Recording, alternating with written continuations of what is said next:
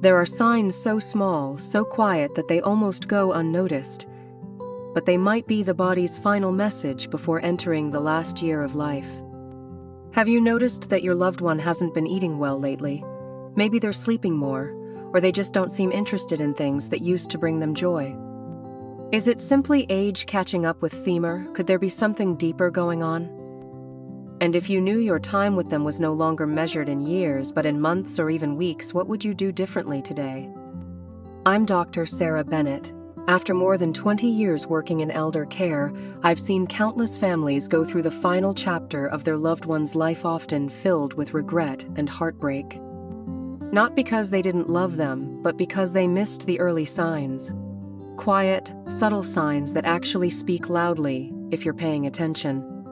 That's why today, I want to share with you 5 early signs of decline in older adult signals that may suggest they're entering the final year of life. These are signs that often get brushed off or mistaken as normal aging. But the truth is, the human body, whether young or old, has its own way of sending out warnings before major changes. And when we learn to understand that language, we don't have to be caught off guard. This video isn't meant to create fear. In fact, I hope that by the end of it, you'll feel more at peace, because now, you'll know how to recognize the signs early, give the right kind of care, and make the most of the time you have left. Not in panic, but in presence. Not in regret, but in love and understanding. If you're caring for aging parents, grandparents, or any elderly loved one, even if you yourself are over 60, this video is for you. Stick around until the end, because each sign I'm about to share holds an opportunity to love more intentionally, an opportunity to prepare, an opportunity to live without having to say, "I wish I had," when it's already too late. First sign, unintentional weight loss. There's one thing I always tell families of my patients. If your parent or grandparent's clothes suddenly seem too loose, don't just assume it's part of normal aging. That could very well be the body sending a message we shouldn't ignore. I once met an elderly woman in her 80s. She used to eat regularly, even cook for herself, and enjoyed going to the local market from time to time. But over just a few months, her appetite faded. Nothing seemed to interest her anymore. She'd sit in front of a plate of food like it was just a dull routine. Her clothes started slipping off her shoulders. Her waist shrank to the point where it felt like nothing had ever been there. Her family initially thought, "It's just old age, she's eating less, it's normal." But in reality, this was one of the earliest signs of total body decline's quiet preparation the body makes before the end. When an older person starts losing weight without trying, it's often because their body is no longer absorbing nutrients like it used to. The digestive system weakens, metabolism slows down, and most critically, the ability to process protein, what helps maintain muscle and energy, drops significantly. They may still be eating, but they're still getting thinner because their body isn't taking in what it needs. It starts shutting down non-essential functions to conserve energy for what's truly necessary to survive. In some cases, this weight loss can also be an early sign of serious underlying conditions like cancer, heart failure, kidney disease, or late-life depression. These illnesses may have been progressing silently for months or even years without showing any obvious symptoms. And when the body can no longer hold on to weight, that's often a signal to step back and reassess their overall health. Naturally, when families see their loved one losing weight, they try to help by cooking richer meals, encouraging them to eat more, or even turning to nutritional supplements. But sometimes, these efforts don't work. They can leave both the patient and the caregiver exhausted and discouraged. I've seen elderly men and women sit at the table sighing, eating with tears in their eyes, not because they're in pain, but because they're being forced to take in things they no longer want, things they no longer feel they need. At this point, the best thing you can do is shift your approach. Instead of focusing on more food, think gentler food. A small, warm, comforting meal, a soothing cup of tea, a spoonful of porridge offered with kindness. Sometimes that brings more comfort than a table full of dishes. What matters most isn't how much they eat, it's the feeling of being respected, cared for, and truly heard. And you know what? Even though weight loss is one of the earliest and most important signs, it's only part of the bigger picture. Because when the body starts to move into its final phase, it doesn't just shrink physically, it begins to scale back on energy, on presence, on engagement with life itself. But weight loss is just the beginning. Next, I'm going to share with you another common change, just as quiet but deeply impactful to quality of life. This is persistent fatigue and weakness. After the body begins to lose weight, another sign that can be easy to spot if you're really paying attention is ongoing fatigue.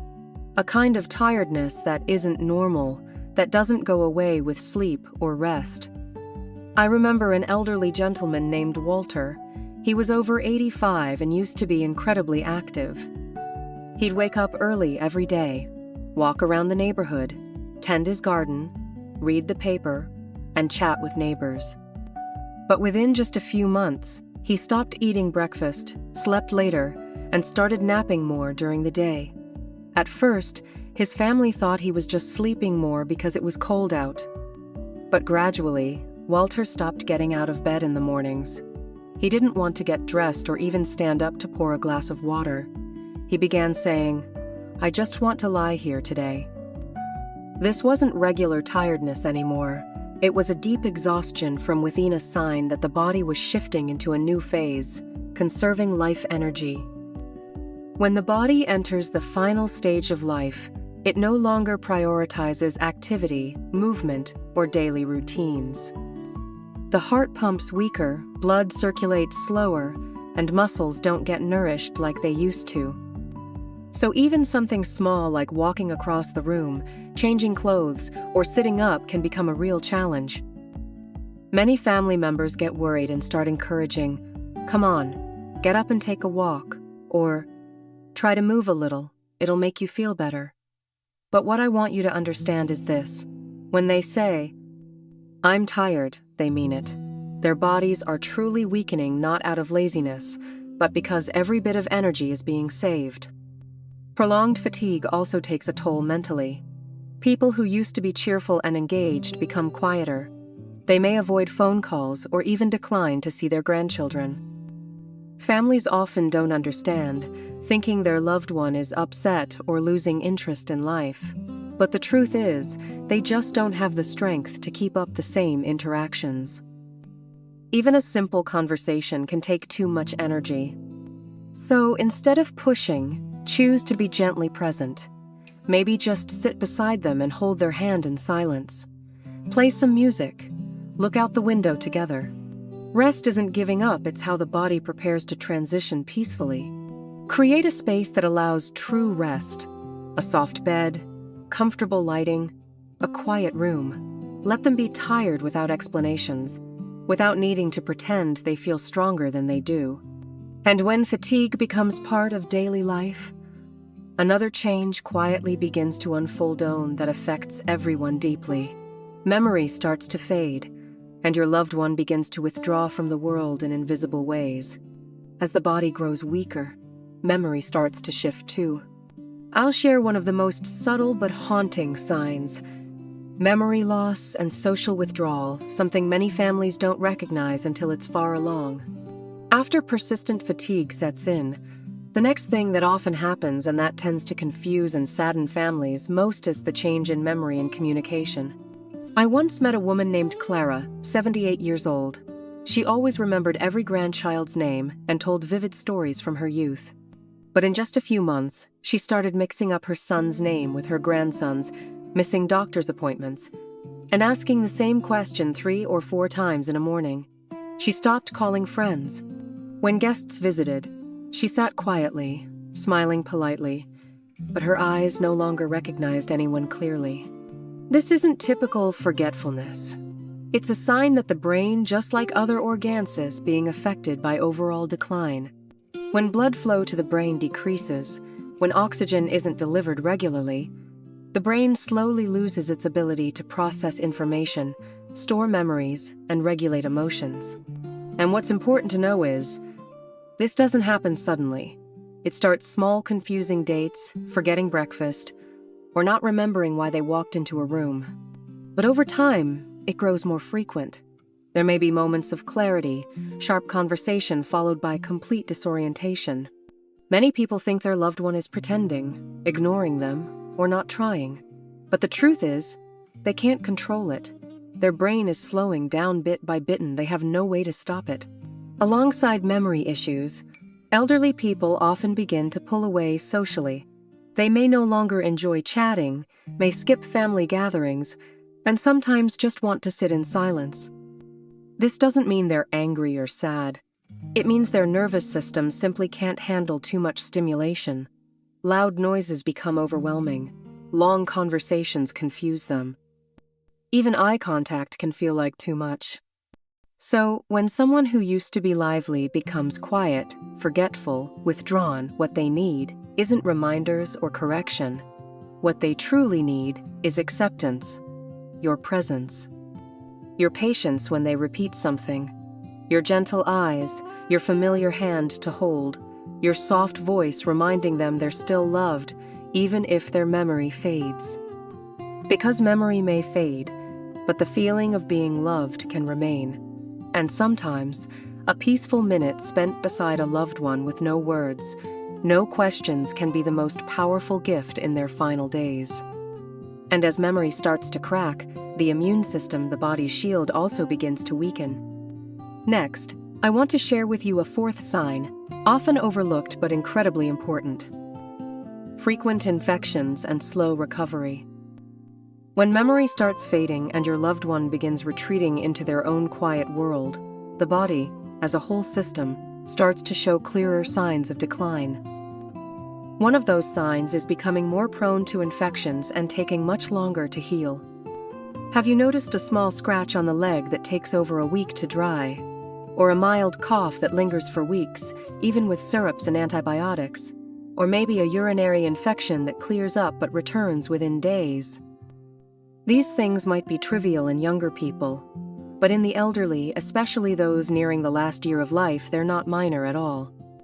I remember one of my patients, Mr. Louis, 82 years old. He lightly scraped his leg against a wooden chair. The family thought some antiseptic and air would do the trick. But 3 weeks later, the wound hadn't healed, showed signs of infection, and he had to be hospitalized with mild sepsis. That's when his family realized his body wasn't healing like before.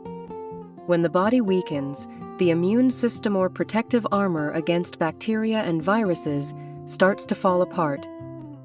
Immune cells become less effective, blood flow slows down, and injured areas don't get enough oxygen and nutrients to regenerate. It's not just cuts and scrapes. Sensitive areas inside like the lungs, bladder, and throat also become hotspots for infection. What's more concerning is that infections in elderly people don't always look typical. They may not get high fevers or severe coughs with pneumonia. They might just seem more tired, breathe shallowly, or become unusually quiet, lose appetite, or sleep a lot. These are quiet warnings that the body is fighting, but doesn't have the strength to show it outwardly. And as medicines lose their usual effect, families often feel unsure. Should we change medications? Move to another hospital? Push for more aggressive treatment? These questions are totally normal. But sometimes, we have to step back and ask, is our goal now to fight illness or to protect comfort and dignity? Instead of loading on antibiotics, supplements, and dragging through expensive, ineffective treatments, you might choose a gentler kind of care. Make sure their skin is clean and moisturized. Keep them warm at night. Brush their teeth carefully. Keep them hydrated. Most of all, pay attention to even the smallest changes in behavior or appearance. Because sometimes, when they're quieter than usual, when they shift uncomfortably in the night, that might be the body saying, "I'm tired, I want to rest." And then, breathing, the rhythm that has carried us since birth, begins to change, not in fear or panic, but as a softer, slower breath, like life whispering a gentle goodbye. The final sign, the one that may stop your loved one mid-sentence or keep them lying still before taking another breath, is the change in breathing and circulation, a clear signal that the end is very near. When the immune system is tired, when infections come back again and again and healing slows to a crawl, the body enters a very special phase zone where even each breath becomes different. Have you ever sat beside a loved one and noticed their breathing is so light you wouldn't notice unless you really focused? Sometimes fast and shallow, then suddenly slow, with long pauses, like the body is wondering, should I keep going? These changes in breathing shallow, irregular, sometimes stopping altogether at random. They're the lungs, the heart, the bloodstream whispering that life is quietly winding down. I once cared for a man named James. He had lived a quiet life with his wife and kids. In his final weeks, he breathed through his mouth, couldn't lie flat from chest pressure. Each time he moved, he panted like even a small shift took all his energy. His hands and feet started going cold. His nail beds turned a soft purple, like petals beginning to wilt. This is when blood circulation begins pulling back to protect only vital organs: the heart, the brain, the lungs. Outer parts like hands, feet, nose, and ears go cold because blood no longer reaches them like before. There isn't enough oxygen to fuel the whole body, and breathing becomes a struggle each breath, a labor. In this stage, the most valuable thing you can offer isn't panic or a search for solutions. It's presence quiet, respectful, full of love. Help them sit comfortably, maybe, slightly propped up, supported by pillows, or leaning into your chest. Keep the room cool and airy, the lights soft. If prescribed, oxygen can be used not to prolong breath, but to ease the breaths they have left. And if you pay close attention, you might notice something miraculous. In the stillness, when no words are spoken, when there's only the sound of breathing, that's when your connection with your loved one becomes the deepest.